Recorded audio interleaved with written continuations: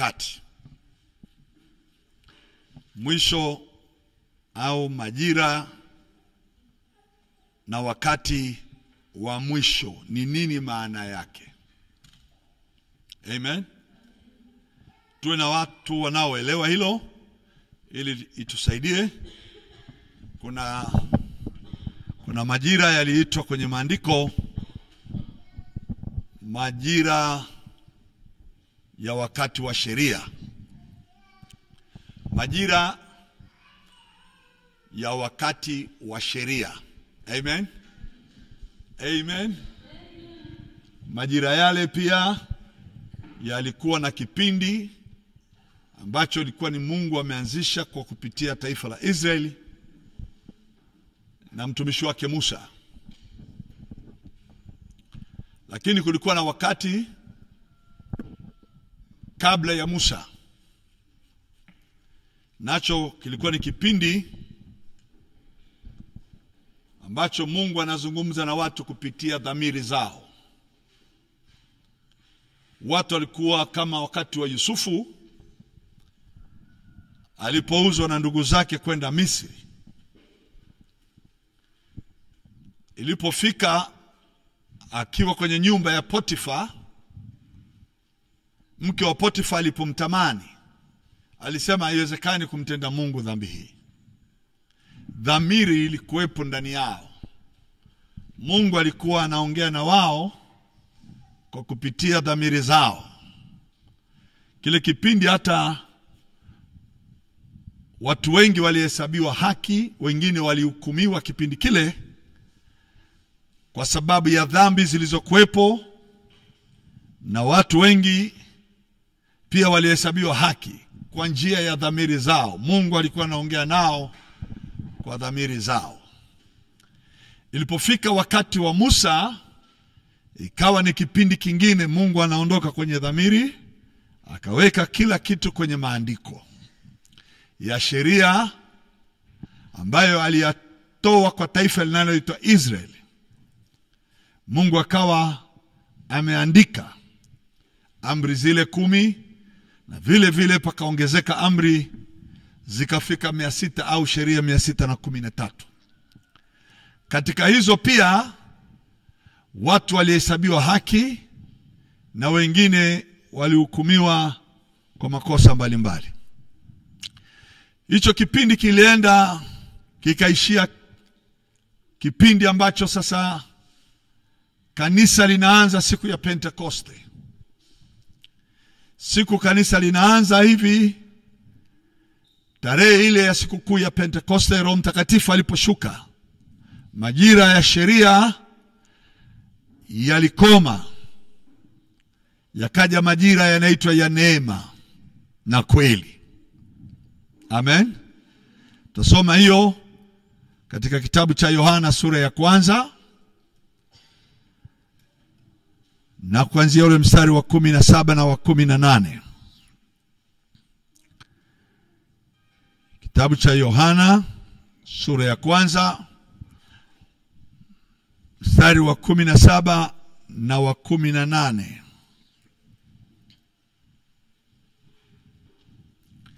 Bwana asifiwe. Sema basi amen. Yohana mtakatifu sura ya 1 mstari wake ule wa 17 18 nasema, kwa kuwa torati ilitolewa kwa mkono wa Musa, neema na kweli zilikuja kwa mkono wa Yesu Kristo. Amen. Hichi ni kipindi kipya kimeanza, kipindi cha Yesu baada ya kufufuka. Roho Mtakatifu aliposhuka, kikafika kipindi cha mwisho wa sheria ya Musa na torati na sadaka zake na matoleo yake. Matoleo ya wakati wa Musa yalionekana hayakumkamilisha mtu. Likaja toleo jipya katika Kristo. Na kutoka baada ya kufufuka siku ya Pentekoste, Roho akashuka, Mungu akaondoa watu kuhesabiwa haki kwa njia ya sheria. Mfumo mwingine wa Mungu kaja duniani wa kuokoa kwa njia ya imani katika Kristo Yesu, na wote wanaokolewa kwa neema. Kwa hiyo wokovu unapatikana kwa neema kwa njia ya imani katika Kristo Yesu. Kipindi hichi nacho kinakaribia mwisho. Katika majira ya kwenda kufika mwisho wa kipindi cha watu kuokoka, kusamehewa dhambi na kuhesabiwa haki kwa njia ya imani katika Kristo Yesu, kinakaribia kileleni. Naweza nikasema hatuko siku za mwisho, tuko kwenye siku karibia ya mwisho. Mahali ambapo sasa hapatabiriki tena, na nyakati zake za kutabiri zimefika karibia na kumuona anakuja. Sasa zinaishia wapi nyakati hizo? Zinaishia katika unyakuo wa kanisa.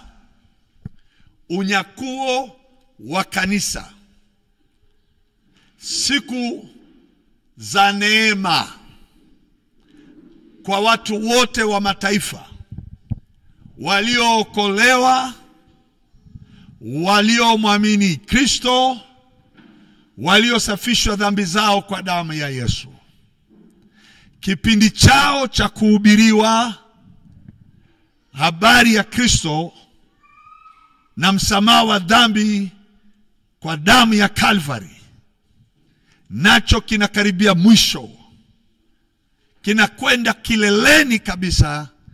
Ni kama wachezao mpira wanajua majira ya mpira kuisha yamekaribia. Tuko kwenye eneo la kuona unyakuo. Lakini unyakuo unaenda kuingiza kanisa kwenye kitu tunachosema kanisa linaenda kwenye sherehe ya harusi ya mwana kondoo. Kwa kipindi kifupi sana sherehe hiyo itasherekewa kanisa litakapokuwa limenyakuliwa, na waliolala katika Kristo Yesu watakapokuwa wamefufuliwa, na kwa pamoja tutakuwa tumeenda kumlaki mawinguni, nasi tutakaa pamoja naye kwa sherehe ya sikukuu inaitwa ya sherehe ya harusi ya mwana kondoo. Jamani, kuna sikukuu ya harusi ya mwana kondoo itakayesherekewa kwa kipindi kifupi cha miaka 7 tu. Japo kwa kibinadamu sherehe za harusi zinasherekewa siku moja au 2 au wiki. Maharusi wanaenda mpaka honeymoon, wanafurahi. Lakini kanisa kwenye harusi ya mwana kondoo ni miaka 7. Sema amen. Kipindi hicho cha sikukuu ya kanisa kuwa kwenye sherehe ya harusi ya mwana kondoo, walioachwa duniani kwa ile kipindi cha miaka 7 watakutana na badiliko la utawala wa kidunia litakaloanza mara moja. Utawala huo unaitwa utawala wa yule mnyama, na ukisikia neno mnyama inamaanisha ni binadamu mwenye mwili, lakini asilia yake siyo ya kibinadamu. Ana ufahamu wa hali ya juu kupita binadamu katika utendaji wake atakaofanya katika utawala wake. Ataugeuza ulimwengu kiuchumi, atafanya wanadamu wote wawe na imani ya dini moja. Atawageuza wakubwa na wadogo, matajiri na masikini, kumsujudia ile sanamu ya yule mnyama atakayoisimamisha duniani. Watu wa kila kabila na lugha na jamaa, na yoyote asiyekubali atawawa kwa mateso makubwa. Lakini Biblia inasema kwa ile nguvu ya ushawishi alionayo, uwezo mkubwa wa kushawishi watu wakamkubali, watu wakamwelewa, na watu wakamwamini kwa asilimia kubwa, ushawishi wake utawasababisha wengi wataisujudia sanamu yake. Huyo ataweza kuleta mabadiliko ya uchumi ya hali ya juu sana, kwa viwango vya kumfanya kila mtu ataona unafuu katika mwanzo wa utawala wake. Amen. Mwanzo tu wa utawala wake atawafanya watu wataona matumaini, hawatajutia. Kuna walionyakuliwa wakaenda pamoja na Bwana, wataona kuna maisha, wataona maendeleo mazuri kwa kipindi kifupi. Na kwa kipindi hicho dunia itatawaliwa na mfumo mmoja wa kuuza na kununua dunia nzima. Na hayo maandalizi yameshaanza ya kuleta uchumi wa dunia kutawaliwa na mfumo utakao tupelekea wanadamu, hata na sasa umeshaanza, kuona urahisi wa kufanya kazi na kufanikiwa, urahisi wa serikali kuwapa watu mishahara yao na wasione gharama kubwa ya maisha. Ameshaanza yule Bwana, na utawala wake umeshaanza jitokeza kwa namna hiyo kwenye eneo la kiuchumi. Lakini ataweza kushawishi ulimwengu watu wasiweze kuuza wala kununua, kufanya kazi na kufanikiwa pasipo kuwa na muhuri au chapa au namba au jina lake au hesabu ya jina lake. Kwenye hilo eneo kashajiandaa, akijua na wakati mfupi mfumo unaoenda kutokea duniani tumeshaanza kujifunza, utakao tupelekea hutaweza kuuza wala kununua pasipo hiyo namba au pasipo hiyo chapa au jina lake. Ndivyo anavyosema kwenye Ufunuo 13 kwamba ili kila mtu aweze kuuza na kununua sharti awe na namba maalum. Biblia imesemea hiyo namba. Hiyo namba imeitwa 666 au hesabu ya hiyo namba ya jina lake. Na jinsi ambavyo ameanza kidogo kidogo, dunia tunaingia kwenye huo mfumo. Kabla haijawa lazima, kanisa litakuwa limeenda kupisha hiyo kazi iendelee. Amen. Kipindi chake kimegawanyika mara mbili cha huyo mnyama. Kipindi cha kwanza kitaufanya ulimwengu kumwamini baada ya unyakuo. Baada ya kipindi chake cha kwanza cha miaka 3.5, kutatokea badiliko lingine ambalo Israeli itaasi kutoka katika utawala wa huyo mnyama. Amen. Na kutokea hapo, Israeli kama taifa, kama nchi, atapita katika mtikisiko mkubwa.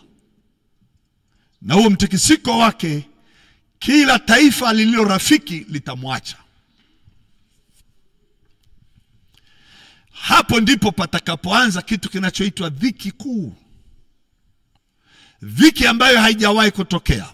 Japo ile miaka 3.5 kuna dhiki kwa wale wanaokataa. Kwa wale watakaokataa kutawaliwa na huyo mnyama. Mnyama tafsiri yake ni kiumbe cha rohoni kinachovaa mwili. Kwa mfano, Ibilisi akiwa kwenye bustani ya Eden, hakuonekana Ibilisi, alionekana nyoka. Amen. Tunaenda sawa watu wa Mungu? Hakuonekana Ibilisi, alionekana nyoka. Na alionekana akiongea na akageuza fikra na imani ya mwanadamu, ikamwacha Mungu na watu wakaiendea njia ya uasi. Huyu naye atageuza fikra za watu na akili za watu ili wamkane Mungu na kusema maneno ya makufuru yatakayomtukana Mungu sana. Kipindi cha kwanza cha utawala wa miaka 3.5 na utawala wa pili wa miaka 3.5.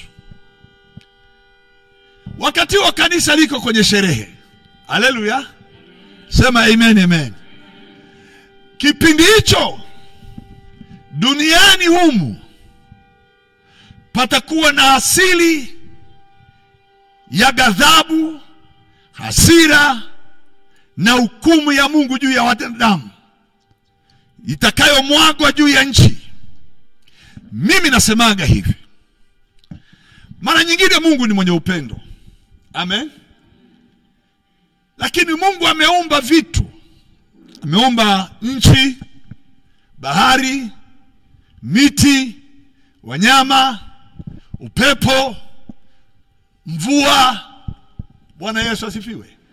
Ameviweka vitu hivi kwa kumfanya mwanadamu avifurahie pindi yuko duniani, apate hali ya hewa nzuri, hali ya hewa imkubali mwanadamu kwa sababu mwanadamu anamkubali Mungu. Amen. Mwanadamu apate mvua kwa sababu mwanadamu anampenda Mungu. Haleluya. Kuna kipindi hicho vitu vya asili viliumbwa na Mungu vinakuwa na ushirika na mwanadamu. Panapoitwa judgment au hukumu, ni pale Mungu anaondoa mkono wake wa baraka kwenye vitu vilivyoumbwa na yeye, vilivyowekwa kwa sababu ya kumfanya mwanadamu afurahie. Kwa hiyo wakati kanisa linaenda, kutatokea mabadiliko. Mabadiliko hayo yanaitwa malaika wakatoka wakamwaga vitasa. Malaika wakatoka wakamimina kitasa juu ya nchi. Bahari na vyote vilivyomo ndani yake vilikufa. Maji yakabadilika yakawa sumu. Patatokea vilivyo katika anga vikatoka huko juu. Jiwe kubwa likapiga nchi, likaingia kwenye bahari, na hilo likasababisha visiwa na watu na samaki wengi wakafa. Merikebu nyingi za wavuvi nazo zikaribika. Sasa hivyo vitu vikiona kanisa limenyakuliwa, vitaondoka katika urafiki na binadamu. Ndio maana ya vitasa vitamwagwa. Urafiki wa hali ya hewa, unatoka nje unapunga hewa. Jua, maandiko yanasema na mwezi na nyota vitabadilika, vitaleta mtikisiko mkubwa katika asili ya mwanadamu. Kila mmea utaungua. Hali ya hewa itasababisha mafuriko, matetemeko, mawimbi ya bahari. Hali itakuwa ni mbaya.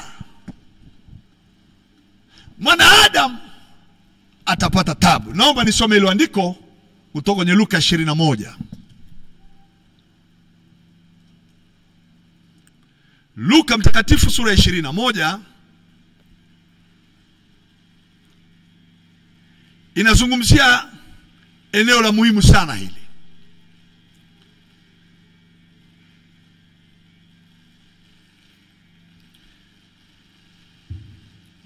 Mstari ule wa 25.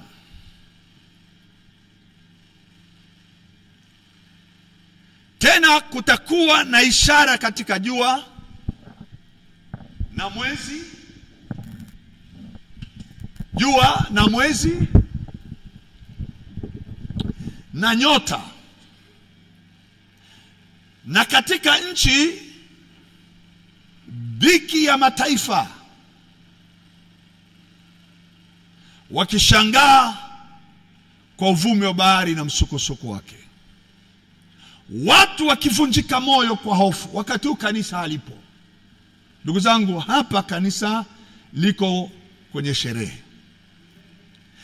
Watu wakivunjika moyo kwa hofu na kwa kutazamia mambo yatakayopata ulimwengu, kwa kuwa nguvu za mbinguni zitatikisika. Kuishia hapo ni eneo, dunia inapita kwenye eneo gumu sana. Kifo cha mwanadamu hakitakuwa chepesi kumuingia kwenye mwili. Mauti yake itakuwa ngumu, ili mwanadamu experience magumu. Hofu ya mwanadamu haitakuwa kama hii ya kawaida. Haitakuwa kama ile ambayo tumeizoea leo. Tunamshukuru Mungu hatuna hofu hiyo katika nchi kama Tanzania. Tanzania tumepata neema kwa kweli, hatujawahi kupata shida ya mtikisiko katika nchi. Nchi kama demokrasia ya Kongo nimeona wanapata hiyo dhiki watu. Hujui kama asubuhi pata kucha, una watoto, unawaza jinsi utakavyokimbia mituto ya bunduki, unawabeba wengine hawabebeki, unakimbia wengine hawawezi kukimbia na wewe. Una baba mzazi mgonjwa ndani, unashindwa kumjua utamwachaje. Yeye anawaza sijui asubuhi yake itafikaje. Huko nje kuna rindima sauti za kelele za watu wanaoumia, watu wanaosema na kufa, wengine wanapiga kelele, wengine ni watoto. Hofu hizi za leo ni nyepesi, zinabebeka.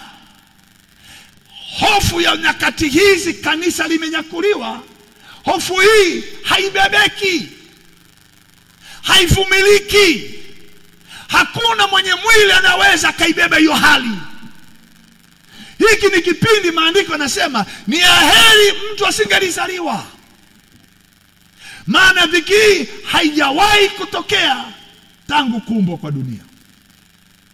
Mimi namwomba Mungu kanisa, nyakati hizi ambazo tuko karibu na kileleni sana na kunyakuliwa, nyakati ambazo tunazita za mwisho, za neema, Mkristo awe amejielewa, amejiweka sawa, akisubiri hiyo parapanda ya unyakuo.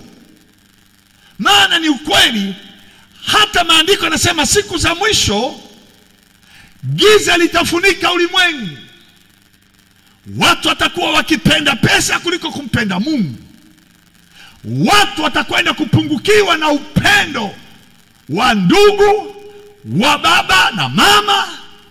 Mtu atamsaliti mwenzake, labda kwa sababu ya kumwamini Kristo.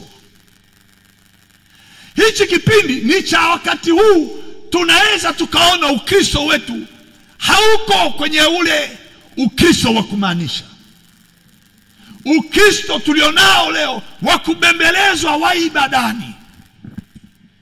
Kipindi kile kinachokwenda kuja, utatafuta mtu wa kukubembeleza, utatafuta wa kukuombea, utamtafuta pasta, yuko wapi aniombee. Utakuta yeye naye anachekelea kwenye bahari ya msikosuko wa magumu anayoyapitia, kama atakuwa ameachwa. Hiki kipindi tulicho nacho, ninasema ni kama kile kipindi Yesu aliyetoa nafasi akiwaambia wanafunzi wake, magugu na ngano yameota katika shamba. Wakati mkulima ameshapanda ngano yake, alienda akalala. Mwovu akaja wakati wa usiku, akamwaga magugu katika shamba, navyo vikamea pamoja. Hali hii ya leo, Ukristo wa leo, huwezi kufananisha na Ukristo wa miaka 20-30 iliyopita. Kipindi hiki cha leo, Mkristo akitoka anakimbia nyumbani kwake. Hata salamu ya kusalimiana na mwenzake hakuna. Zamani tunakaribishana, zamani tunakula pamoja. Upendo wa wengi utapoa, na upendo wa kumpenda Mungu unapoa. Ndio maana kitabu cha Ufunuo sura ya 2 na sura ya 3 inapozungumzia makanisa, inawaambia kanisa, tubuni, kumbuka ni wapi ulipoangukia. Upendo wako wa kwanza ulionipenda nao uko wapi? Mimi katika hiyo hali, ni heri nipate hofu ya leo, nikimbilie kwenye ibada, nimkimbilie Mungu mapema, kuliko nikute hofu ya baada ya unyakuo. Hofu iliyoko ya leo, utakula nini, utakunywa nini, utavaa nini, Yesu alizungumzia, ipo. Akasema usifikiri hayo, tafuteni kwanza ufalme wake na haki yake, na hayo mengine yote mtazidishiwa. Hiki ni kipindi cha kumtafuta Mungu sana. Kama kuna kipindi cha kumtaka Mungu ni leo. Kama kuna kipindi cha kupiga magoti na kuomba ni leo. Kama kuna kipindi ambacho inabidi uachane na marafiki wengine ni leo. Kuna watu ambao hawaruhusiwi kwa neema hii tulionayo, wakikaa na wewe watakuletea giza na utajikuta umeiacha imani. Saa nyingine ni heri alichosema Yesu, kama jicho lako moja litakusababisha usiweze kuingia kwenye ufalme wa Mungu, ni heri ukaling'oa kuliko uende na macho mawili jehanamu. Ni heri huo mguu unaokupeleka mahali ukakuta kwamba utanisababisha mimi nikakosa ufalme wa Mungu, huo mguu ukate. Hamaanishi mwili huu, anazungumza juu ya mahusiano, ndugu, jamaa na marafiki. Amen.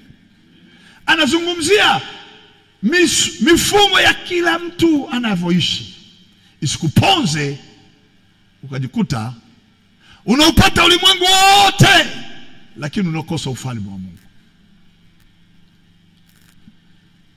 Biblia inasema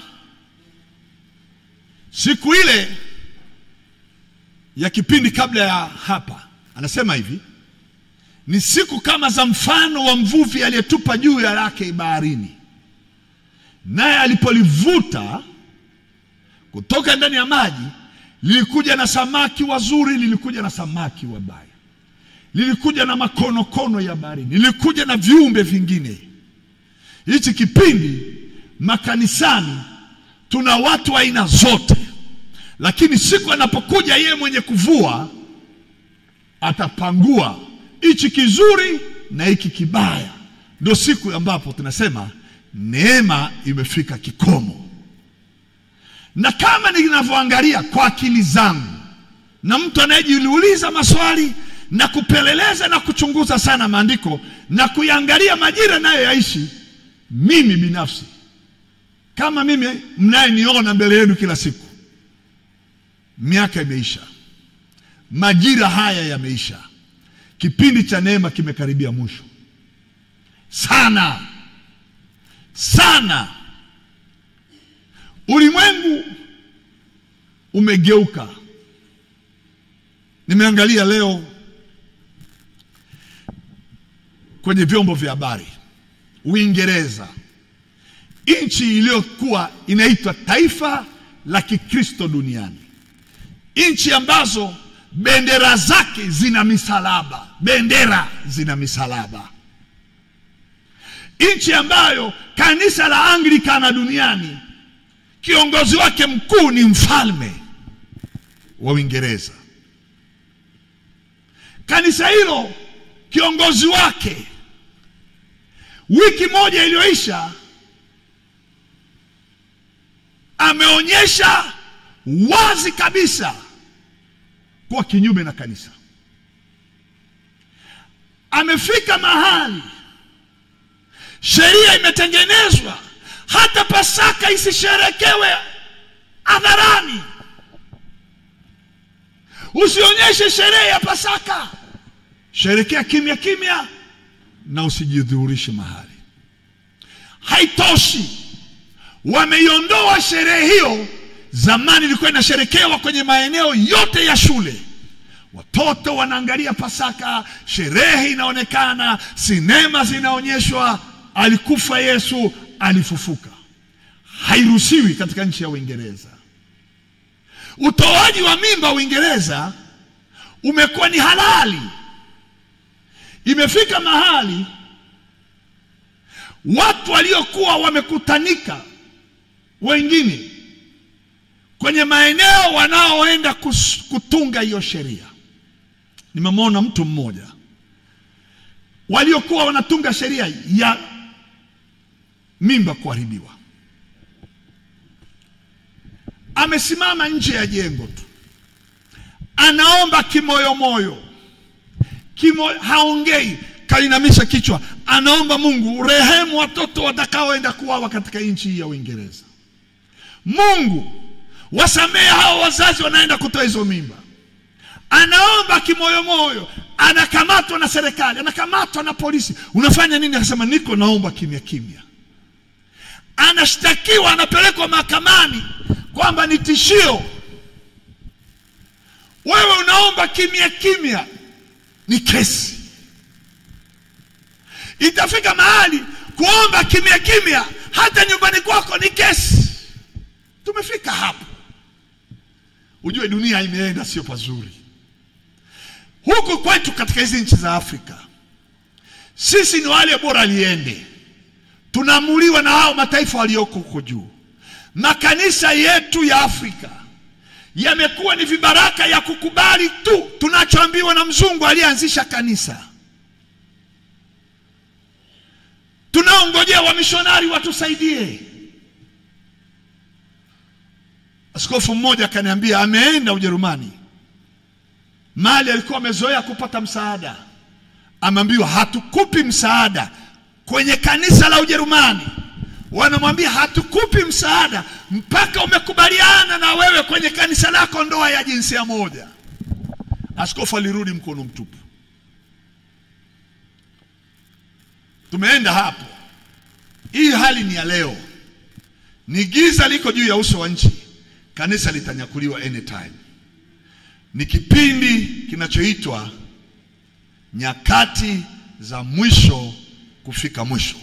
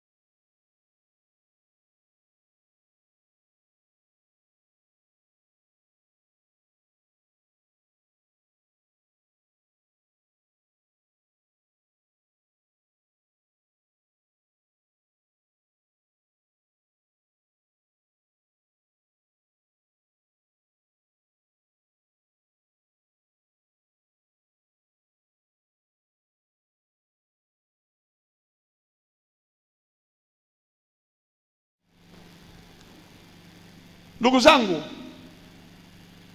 katika kutembea kwangu kuhubiri Injili, nimekutana na shuhuda na nimekutana na watu wenye mahitaji, wanaozungumza wazi namna ambavyo wameingia kuipenda pesa mpaka wametoa na kuua jamaa za kwao ili wapate pesa tu. Shawahi kukutana na familia moja waliwahi kumzika mtoto wao akiwa hai wapate pesa. Unawezaje kuzika mwanao ule mzaa akiwa hai? Tuilinde imani, sema amen, amen. Na hao makanisani wamejaa, hao wanaenda makanisani. Imani katika Kristo wameiacha. Nilishawahi kwenda kwenye mji na mchungaji akaniambia, umekuja kwenye mji huu, umejiandaa vipi? Maana watu wa mji huu na kanisa ninaloliongoza wachawi ni wengi, una uwezo wa kuwazuia wasikuumize? Nikamwambia, kwa jinsi gani unavyozungumza? Akafungua shati akanionyesha irizi kwenye mkono. Mchungaji anakimbilia kinga ya dunia, imani kwake ameiacha. Yuko kama mtumishi anayengoja mshahara. Nilipomwambia mtumishi, sihitaji ya mkononi ya irizi, aliniambia, angalia, hata pale kanisani kwangu kuna watu walianguka wakafa, walilogwa madhabahuni. Na mimi nikasema, na mimi labda nitakuwa mmoja wapo waniloge, lakini siwezi fairisi. Tuko hapo. Nikuonye tu kama Mkristo na nikimalizia. Majira tunayoishi ni kipindi cha kanisa kwenda kwenye harusi ya mwana kondoo. Sema amen. Piga kelele, sema amen. Harusi, sherehe itakayokaa kwa miaka 7, na baada ya miaka 7, amen, patakuwepo na kipindi kingine kipya cha maisha duniani, cha Kristo kurudi duniani na kuweka kiti cha enzi Yerusalemu na kuweka utawala wake. Atarudi na lile kanisa alilochukua. Sema amen. Atarudi na wale walionyakuliwa. Atarudi na wewe na mimi tulioenda kumlaki mawinguni, na wale waliofufuliwa. Atakaporudi na sisi pamoja naye, ataweka utawala Yerusalemu pale pale, sio Yerusalemu nyingine, pale Mashariki ya Kati, pale ambapo Abrahamu aliambiwa na uzao wake nimewapa kuwa urithi. Ataweka utawala wa miaka 1000. Lakini atakuwa amemaliza utawala wa yule mnyama. Atakuwa ameshaharibu utawala na mfumo wa yule mtawala anaitwa mpinga Kristo na nabii wa uongo waliokuwepo duniani, wakijifikiri wao ndio Mungu wa kuabudiwa. Atawaua. Yesu mwenyewe atawaua kwa pumzi, kwa uwepo wake. Atakapokanyaga mlima wa Mizeituni, kama anavyosema kwenye Zakaria 14 mstari wa 4, na ule mlima utapasuka, kama anavyozungumza katika kitabu cha Ezekieli 38:39, atakapokwenda kuangamiza mataifa yale yote na wale wenye ile chapa ya yule mnyama atakapoangamiza. Tarehe hiyo na majira hayo, Biblia inasema hivi, hapo ndipo watakapomwona baada ya dhiki kuu, watakapomwona, mstari wa 27, mwana wa Adamu akija katika wingu pamoja na nguvu na utukufu mwingi. Haleluya. Anasema juu ya ile dhiki ya mataifa. Ndugu yangu, hii sio dhiki ya watu wengine, ni mataifa. Waisraeli kama nchi hawana dhiki, hata dunia itakaponyanyuka kufanya vita, hawawezi kusababisha dhiki. Kwa nini? Zakaria 12 inazungumza, inasema, mimi nitafanya Yerusalemu kwa kikombe cha kuyumbayumba kwa mataifa yote, nao watakusanyana watu wa kila kabila na lugha na jamaa kuja kupigana na Yerusalemu, nami nitatafuta kuyaangamiza mataifa yote. Watakuja kupigana kweli na Israeli, lakini hawataweza kushinda, na Israeli Mungu atamuhifadhi kwa ajili ya siku ile atakapokuja na kukanyaga ardhi ile kwa miguu yake. Ndugu zangu, kuna siku miguu ya Masia itakanyaga dunia. Physically, ule mwili uliofufuka utakanyaga ardhi. Na unakuja kwa ajili ya Israeli peke yake, kumwokoa Israeli na maasi yake, kumleta Israeli kwenye ufalme wake fully, hasipotee hata mmoja. Wana wa Yakobo wataokolewa na kuwekwa salama kwa miaka 1000. Wow. Na kuja kwake pia ataangamiza kabisa uzao wa nyoka. Siku ile anakuja uzao wa nyoka wenye sita usoni. Wale waliomkataa Yesu wakabaki duniani wakamwamini mpinga Kristo na yule nabii wa uongo, nao wakawa wakifikiri wamekaa na watatawala dunia, ndipo dhiki itawapata na watanyanyuka kinyume na Israeli, alafu Yesu atashuka atawaangamiza wote. Pigia Yesu makofi mazuri kabisa. Hawa wa Israeli wanaandikiwa hivi, ndipo watakapomwona akija na mawingu, akija pamoja na utukufu mwingi, akija na nguvu. Sema amen, amen. Ndugu zangu, hili ni tukio kanisa tutaliona. Hatunyakuliwi tukaachwa mbinguni. Tutakuja pamoja naye, nasi tutakaa pamoja naye katika viti vyake vya utawala wa dunia kwa miaka 1000. Baada ya miaka 1000 ndipo mwisho wa kila kitu utafika. Kanisa ambalo lilikuwa limenyakuliwa, Waisraeli waliopo duniani, wale waliokuwa kwenye utawala wa miaka 1000, dunia na vyote, sasa Yesu atakapomaliza utawala atalichukua kanisa na Waisraeli wake, ataenda nao kwenye ile mbingu mpya aliyosema, ninaenda kuyaandaa makao, na pale nitakapokuwepo na ninyi mtakuwepo. Hayo makao amesema kwenye Ufunuo, nami nikaona nchi mpya na mbingu mpya, nami nikaiona Yerusalemu nyingine, haleluya, ikishuka kutoka mbinguni. Atakwenda kufanya mji ambao tunaenda kukaa na yeye, anaoandaa leo. Sema amen, amen. Na kipindi hichi tunachoishi, tunakiishi kipindi cha kuweza kumalizia neema tu. Miaka 1000 itakayokuja itapita kama upepo, kwa sababu tutakuwa kwenye ule utukufu wake. Haleluya. Sema amen, amen. Itaisha tu kwa haraka. Hatutaona kama miaka tunaishi leo kwa dunia, mahali ambapo tunaenda shambani tunalima, alafu tunakosa chakula tunalia, tunaona mwaka umekuwa wa taabu. Ile miaka 1000 atakapokuwepo Yesu duniani, magonjwa hayatakuwepo, laana hazitakuwepo, wachawi hawatakuwepo, shetani na malaika zake wametupwa kuzimuni, wamefungwa huko hata milele, na hata mpinga Kristo wamewawa. Kila atakayekuwepo duniani ataishi kwa kipindi cha miaka ya kuishi, hatutazikana. Maana mwenye uhai yuko duniani na haezi ruhusu mauti iwepo tena, maana yule alileta mauti katupwa gerezani. Kwa hiyo tutaishi, na wale walioko Yerusalemu wataishi. Sema amen, amen. Najua sisi hatutakuwepo, tutakuwa tumevaa mwili mwingine wa aina ambayo miaka 1000 tutaona kama ni sali moja, kama siku moja. Wale watakao kwenye mwili watakuwa wana aina yake ya feelings, furaha ya aina yake.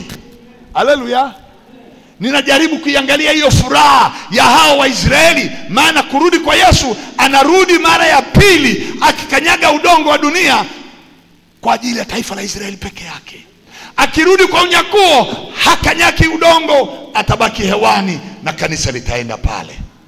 Haya yote ndugu zangu yapo mbele yetu, nami nayatazamia kwa moyo wa furaha sana. Biblia inasema, basi mkiaona haya mambo yanatukia, changamkeni, viinueni vichwa vyenu, kwa kuwa ukombozi wenu ukaribu. Sema amen, amen. Haleluya.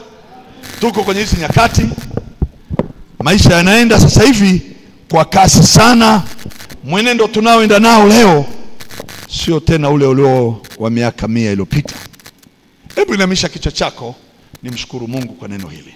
Baba wa mbinguni, katika jina la Yesu, asante maana kanisa umelinunua wewe mwenyewe, na umesema utalijenga kanisa lako juu ya mwamba, na kanisa hilo malango ya kuzimu haitalishinda. Asante kwa sababu ya pale tunaposimama katika imani, adui hatuwezi. Pale tunapokutazama wewe, tunashinda malango ya kuzimu. Pale tunapokutumainia wewe, ndipo utawala wa giza unaposhindwa kukaa ndani yetu. Pale tunapotazama neno lako, tunaona kutiwa nguvu tena. Asante kwa asubuhi ya leo, ni asubuhi ya kuishwa tena. Nafsi za kila mmoja aliyekuwa chini akapata kuinuka tena kwa ajili ya imani aliyo nayo, katika jina la Yesu tuseme amen. Mungu awabariki. Tumemaliza kipindi hiki cha neno na twende kwa amani. Nimombe mchungaji wa kanisa atukaribishie wageni na matangazo yaliyokuwepo. Karibu pastor.